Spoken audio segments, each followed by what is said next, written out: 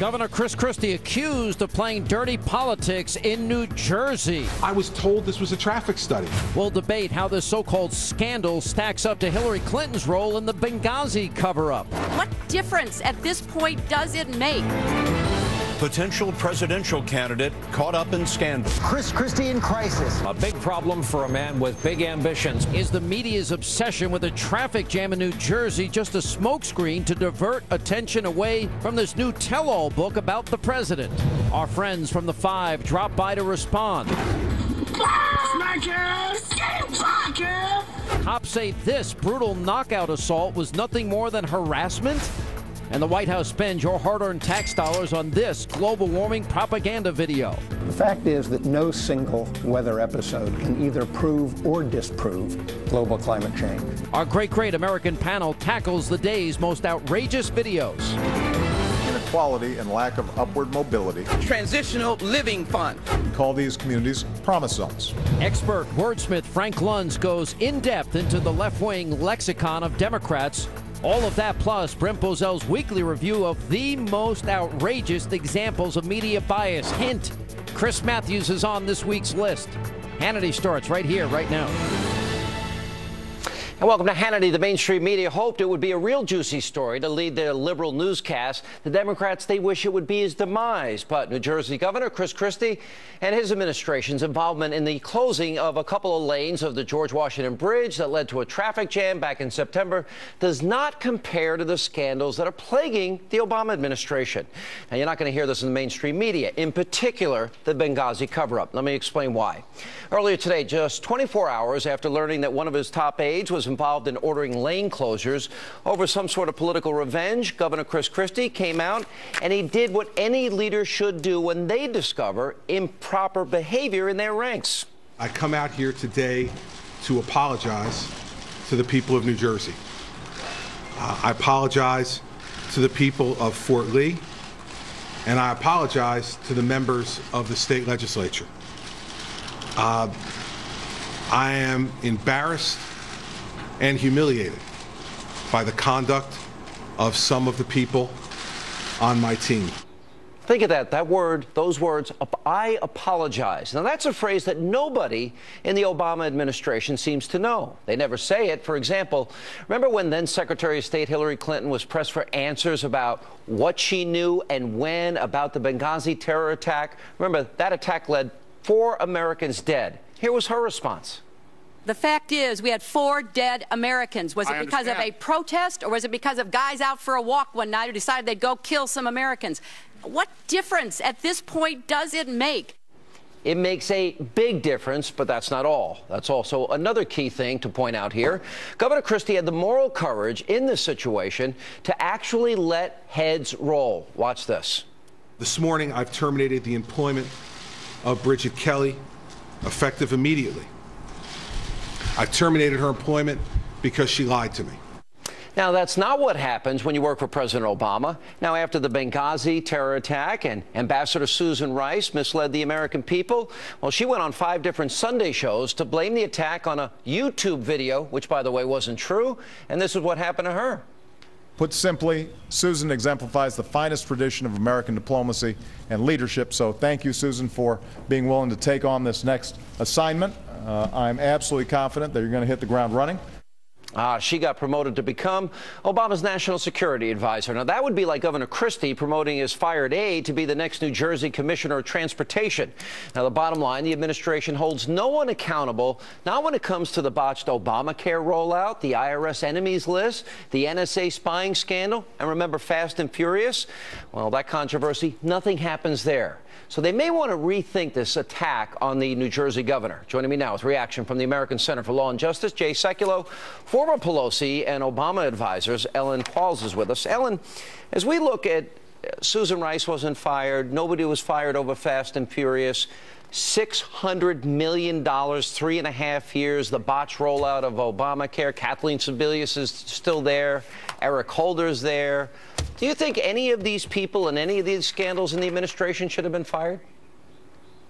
Well, I think it's a unique day to be on your show, Sean, because usually I'm debating between people who believe government has a role in people's lives and a party that believes it doesn't. And today we're seeing a Republican leader whose top staff, if not himself, and we don't know, actually believe that government had a role in shutting down traffic for a town.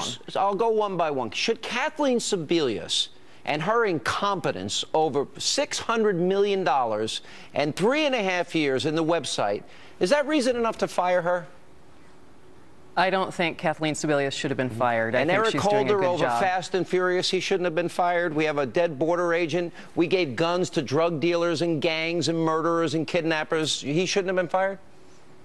The larger reality is that all of these things have been investigated. No, all of these things have been investigated, and there's no smoking gun Susan Rice shouldn't have been fired. Susan Rice shouldn't have been fired either? Okay. Susan Rice reported what the intelligence community, bipartisan intelligence community knew at the time. And Lois Lerner shouldn't have been fired either? Why are we talking about Lois Lerner? Why are we not talking about the here's news why of the we're day, talking about Lois Lerner. Glad you brought that up, because today the Department of Justice information came out that the person that the Department of Justice, Eric Holder, put in charge of the investigation by the FBI of the IRS is a major donor to guess who? President Obama. So much for the nonpartisan review of IRS action that was targeting, in this particular case, acknowledged conservatives. So that's why we're talking about Lois Lerner. You know, Sean, here's something else. There's a difference between the way Chris Christie manages and this administration, their current president, manages. Chris Christie realizes that bad news does not get better over time. I took some courses at Vanderbilt in executive governance, and that's exactly what they say. You got to move quickly. He was decisive.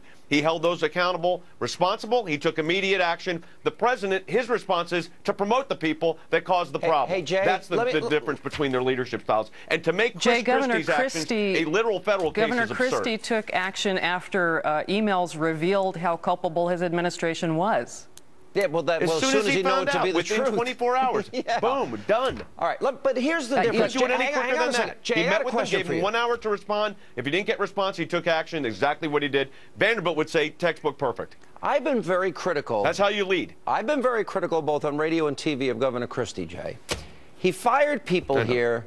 And I bring up these other scandals because it's so partisan in Washington right now. And Benghazi, Fast and Furious, the NSA, the IRS, nobody fired. He went out and held nearly a 2-hour press conference today. Obama wouldn't. I don't see Obama ever doing something like that. He left himself no wiggle room. So if an email pops up that he was CC'd on, he's finished.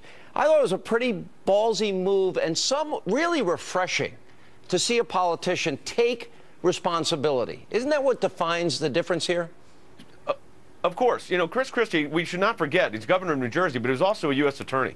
And he understands that when you make a statement like, I'm taking full responsibility for this, holding those accountable, but I was not aware of what was going on, he knows the consequences of that. So I would be stunned if something becomes, you know, a new revelation on Chris Christie. I doubt it. You may agree or disagree with his policies, but this was decisive, direct, swift action in a situation that needed it. But to compare, what difference does it make, Secretary of State Clinton, to what Chris Christie did, I can't even imagine that that's in the same discussion. And, of course, this takes all the focus off of, guess what, a new book out criticizing the administration's foreign policy. Ellen, will you not give him any credit for what he did today? I hope it is refreshing. He's an interesting politician. Democrats do feel worried about him or conversely like him. So I hope it is refreshing. But I can tell you I've worked in government longer than I've worked on the political side. And I can't imagine a moment where one or more employees together would decide that it's okay to shut down lanes on a bridge that ended in there was a 91-year-old woman who passed away because emergency responders couldn't get to her. The daughter of that woman said she did not believe that had anything to do with her mother's death, and that broke in the New York Times. One last question for Jay, and this is more political. You know, maybe there's a lesson here for Christie. He's positioned himself as being a go-along, get-along guy, bipartisan, the big hug of Barack Obama. I can't think of one Democrat that he's reached out to, that he's tried to work with. Have any of them given him the benefit of the doubt or come to his defense today? You think there's a lesson here for him? I think there is, and that lesson is, look, you know who your friends are, you know who disagrees with you politically, but you've got to say at the end of the day, as you've said, Sean, I mean, there's policy disagreements that you can have with Governor Christie. Those are legitimate to be discussed and debated in the marketplace. But the reality is, I don't think anybody, and no Democrat that I know of, has reached out to him and said, you took decisive, swift action and apologized, a word that you never hear out of this administration in real context. They always initially apologize, but then they back away and call it phony scandals. Yeah. But Chris Christie took it on the chin. He took a direct punch, and he responded the way he should. He took swift action against his senior staff that he felt were responsible for this. And look, he took it on his shoulders. So this was exactly how you make a tough decision when you have a situation like this. He did it textbook perfect, and he's not going to get any accolades from the Democrats on this. Although he has, as you know, he has some support from Democrats politically. But on this one, stone silence. Why? Because now we're not talking about guess whose book. That's what the problem is. Thank you both for being with us. Appreciate it. By the way, Sean, interesting fun fact, in less than 24 hours, the three major networks devoted 17 times more coverage to the traffic scandal with Governor Christie than they allowed in the last 6 months for the IRS targeting of conservatives. So, coming up, when we come back, why is the media so obsessed with the traffic jam scandal surrounding Christie? Is it because, well, they don't want the American people to hear the truth that's being told today by former Defense Secretary Robert Gates about our Commander-in-Chief? Talk about playing politics. When we come back, our friends from the Five, Eric Bolling and Kim Guilfoyle, they'll join us. And then later tonight here on Hannity.